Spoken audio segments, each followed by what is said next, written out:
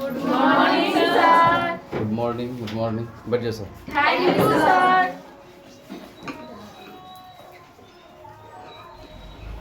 Theory तो खत्म हो गया था ना, यस सर।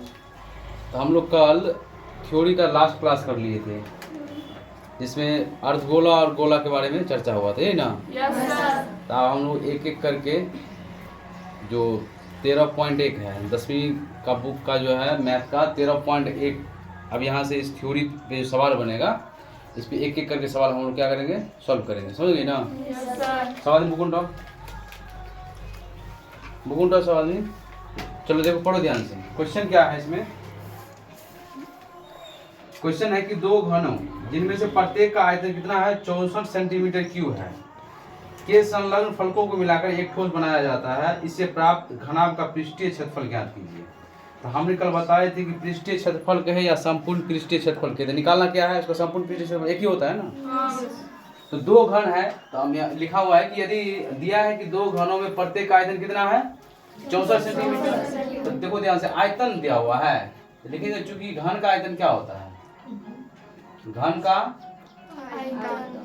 का आयतन होता है भुजा क्यूब यानी एल का क्यूब, एल का क्यूब। अगर मान दिया कितना 64 का सेंटीमीटर का क्यूब दिया, भुजा क्यूब है या एल का क्यूब एक ही होता है ना। तो ये हो गया भुजा क्यूब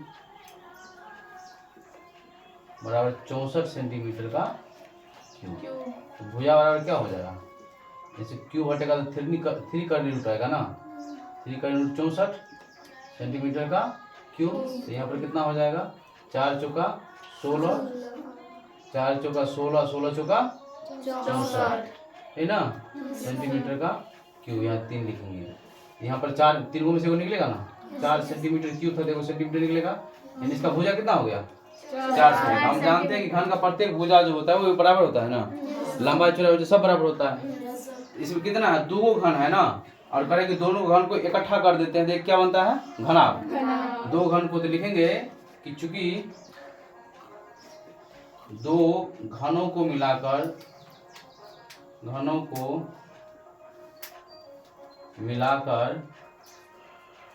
एक घना बनाया जाता है, एक घनाभ बनाया जाता है, एक घना बनाया जाता है। देखो दो घन बनाएंगे,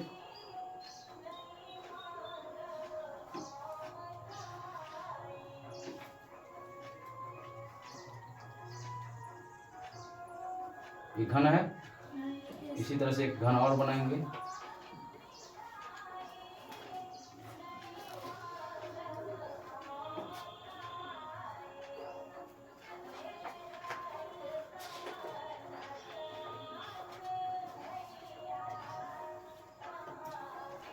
तो यानी इस दोनों घन को क्या किया है, हम जोड़ दिए। क्या किए हैं, जोड़ दिए।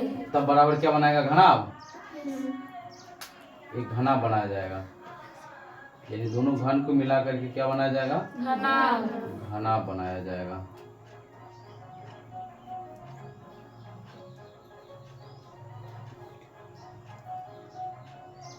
क्या बनाया जाएगा, घना। तो ये घना बना कि नहीं बना, बन गया ना। यस अब सर। देखो जरा ध्यान से, इस घन का जो भुजा हो गया एल का मान कितना हो गया 4 सेंटीमीटर, ये भी 4 हो जाएगा, और ये भी कितना हो जाएगा 4, और ये भी कितना हो जाएगा, तो दोनों सेम घन है, इसका भी कितना हो जाएगा 4 सेंटीमीटर, इसका भी कितना हो जाएगा, और ये भी कितना हो जाएगा।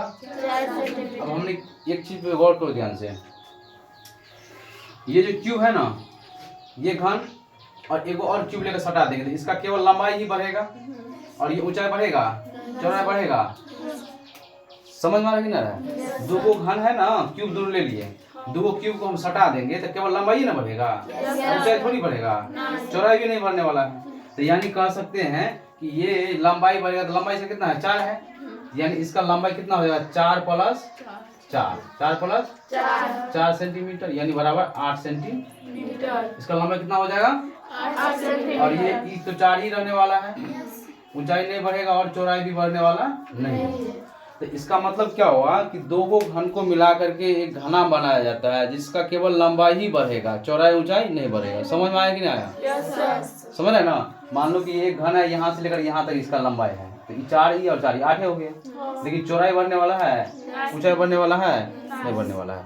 तो हमने देखा कि दो घन को मिलाकर जब एक घना बनाया जाता है तो लिखेंगे, इसीलिए लिखेंगे कि आकृति से,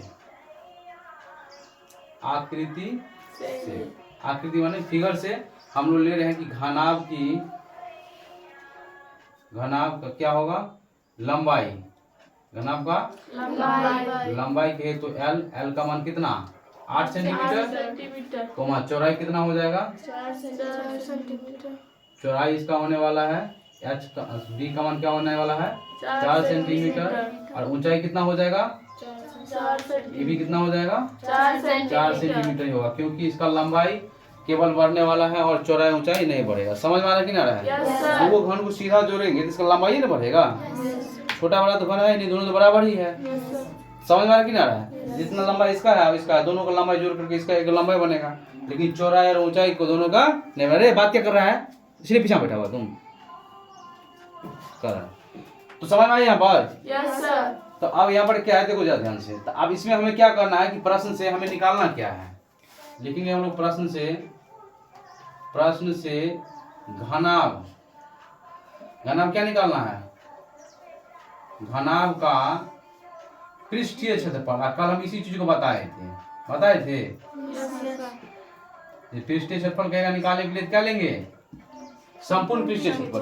पृष्ठीय क्षेत्रफल का मतलब उसका पृष्ठ का क्षेत्रफल, और पृष्ठ जब पूरा ले लेंगे इसका मतलब संपूर्ण हो गया। ओ समझ में आ रहा है? इसका पृष्ठीय क्षेत्रफल का मतलब ये भी ले लेंगे, ये भी ले लेंगे, और ये भी ले लेंगे, और ये भी ले लेंगे। समझ गए? इस सब के बारे में तो हम फॉर्मूला पहले ही बता चुके हैं। इसका पृष्ठीय क्षेत्रफल है संपूर्ण पृष्ठीय क्षेत्रफल। घनाभ का संपूर्ण पृष्ठीय क्षेत्रफल क्या होता है? 2 × LB यानी लंबाई गुने चौड़ाई, BH चौड़ाई गुने ऊंचाई, और प्लस HL ऊंचाई गुने लंबाई। 2 × एक बार सब बोलेगा तो घनाभ का संपूर्ण पृष्ठीय क्षेत्रफल क्या होता है? 2 × LB plus BH plus HL। L के लंबाई, B माने चौड़ाई और H माने ऊंचाई। समझ में आ रहा है कि नहीं आ रहा है? तो अब यहाँ से हम लोग लिख जो अभी लिखे हैं तो इससे क्या निकलेगा? 2 × लंबाई, L का मान कितना होगा? कितना हो जाएगा?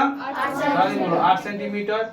चौड़ाई का मान कितना हो जाएगा? 4 सेंटीमीटर। प्लस का चिन्ह है तो प्लस का चिन्ह दिए। फिर चौड़ाई का मान कितना सेंटीमीटर? 4 सेंटीमीटर। फिर ऊंचाई का मान कितना हो जाएगा? 4 सेंटीमीटर। फिर प्लस अब एच बच गया है ना, एच का मान फिर कितना? 4 सेंटीमीटर। लेकिन एल का मान कितना? एल का मान 8 सेंटीमीटर। तो यहाँ पर 8 सेंटीमीटर ले लिए। अब इसको हम अपना सोल्यूशन कर लेंगे। तो 2 होगा 8 होगा 32 सेंटीमीटर, और सेंटीमीटर से गुणा सेंटीमीटर का स्क्वायर, फिर प्लस 4 चौक 16 सेंटीमीटर का स्क्वायर, फिर 4 8 32 सेंटीमीटर का स्क्वायर, और 2 × 32 और 32 64, और 64 में हम जोड़ देंगे 16 तो कितना हो जाएगा? 80। 64 का 16 80 ना होता है, यानी 80 सेंटीमीटर क्या हो गया? स्क्वायर हो गया। ये हो गया ना 80 सेंटीमीटर का स्क्वायर। तो लिखेंगे 2 गुने कितना हो गया सबको? 80 सेंटीमीटर। 80 दूना 160 सेंटीमीटर पर, यानी इसका आंसर क्या हो गया? 160। यानी घनाभ का दो गो घन जिसमें प्रत्येक का आयतन दिया था 64 सेंटीमीटर, तो आयतन से हम इसका भुजा निकाल लिए, और जानते हैं कि घन का सब भुजा बराबर होता है। ये होता है ना, एल सब क्या होगा? बराबर होगा। तो दो, अब तो हमको भुजा तो निकल गया 4 सेंटीमीटर। तो चुप कर है कि दो घनों को मिलाकर एक घना बनाया जाता है। संलग्न फलकों का मिलाकर क्या बनाता है? घना बनाया जाता है। तो लिख दिए कि दोनों घनों को मिलाकर एक घना बनाया जाता है। तो अब दो घन यहाँ पार दिए, दोनों को सबको भुजा कितना है? लंबाई चौड़ाई ऊंचाई 4 4, तो दोनों को जोड़कर ये क्या बनाया गया है? घना। ये सब क्या है यहाँ पर लिख दीजिए, क्या है? घन है। घन एक है और घन 2 है, और ये क्या हो गया? घना हो गया। समझ में आया कि ना आया? तो दो को घन मिलाकर क्या बना दिया गया? घना। तो हम देखे हैं कि इसका लंबाई और चौड़ाई तो बढ़ने वाला नहीं है, क्योंकि जब ये दोनों को जोड़ेंगे तो लंबाई ना बढ़ेगा। सॉरी, लंबाई चौड़ाई करते, चौड़ाई और ऊंचाई तो बढ़ने वाला नहीं है। दोनों को जोड़ेंगे तो लंबाई ही बढ़ेगा। तो लंबाई इसका 4 और इसका 4, तो यानी 4 और 8, यानी घनाभ का लंबाई कितना होने वाला है? घनाभ का लंबाई कितना होगा 8 सेंटीमीटर। और चौड़ाई बढ़ेगा, ऊंचाई बढ़ेगा, इसका मतलब चौड़ाई और ऊंचाई कितना ही रहेगा 4 ही रहेगा। तो हम यहाँ से आकृति से देखें जो दोनों को मिला के जो घना बनाए, इसमें इसका लंबाई चौड़ाई ऊंचाई क्या मिला घना में। अच्छा एक चीज बताएं, घनाभ जब बढ़ा रहे थे उसमें हम बोले थे कि घनाभ का जरूरी नहीं कि लंबाई चौड़ाई ऊंचाई सब अलग अलग होगा, कोई दूगो अलग होना चाहिए, बताए थे ना। देखो इसमें देखो ये दोनों अलग है, यानी एक को अलग होगा तो चलेगा। तो लंबाई चौड़ाई और ऊंचाई सेम है, लंबाई अलग है, तो घना बन गया कि नहीं बन गया, घना बन गया कि नहीं बन गया। तो यानी कहने का मतलब क्या, घनाभ का लंबाई क्या हो गया 8 सेंटीमीटर, चौड़ाई 4 सेंटीमीटर और ऊंचाई 4 सेंटीमीटर। प्रश्न कर रहा था कि घनाभ का पृष्ठीय क्षेत्रफल निकालिए, तो 2 × LB plus DH plus HH। ये घनाभ का क्या है, पृष्ठीय क्षेत्रफल के है या संपूर्ण पृष्ठीय क्षेत्रफल के है, दोनों सेम ही होता है ना। घनाभ का या तो पृष्ठीय क्षेत्रफल के या संपूर्ण पृष्ठ, दोनों सेम ही होता है। तो इस फॉर्मूला पे हम लोग यहाँ से L का मान, B का मान और H का मान बैठा करके जोड़ कर कितना आया 180, सॉरी 180 कहते हैं 80, तो 2 × 80, तो 80 दूना 160। तो यही हो गया घनाभ का पृष्ठीय क्षेत्रफल। समझ में आया। तो 13.1 का पहला क्वेश्चन सोल्व हो गया, नोट कर लो सब आदमी। अब अगला क्लास में हम लोग क्या करने वाले हैं, दूसरा क्वेश्चन को सोल्व करेंगे। समझ गई, यहाँ तो समझने में किसी को दिक्कत नहीं सर, अभी पूछना है तो पूछ लो, समझ गई ना। हाँ, नहीं होगा तो घर पे आराम से फिर से बनाना एक बार, और वहाँ पर अंडरलाइन कर लेना कि यहाँ प्रॉब्लम है, फिर आगे पूछ सकती है। हमको पूरा बनना चाहिए, समझ गई ना, चाहे जितना मेहनत लगे, ठीक है, समझ गई। चलो बताओ सब आदमी, अब मिलते हैं अगले क्लास में, ठीक है। नोट करो जल्दी।